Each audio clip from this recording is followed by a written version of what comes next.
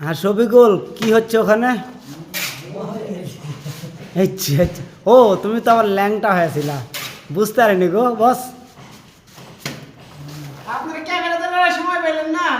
না ঠিক আছে, মিস্ত্রি হতে গেলে 2-4 বার ল্যাংটা না হলে মিস্ত্রি হওয়া যায় না।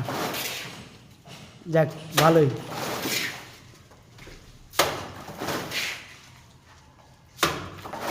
এই যে মাইকা ড্যান্সের লোক, পাছাটা দোলাও একটু।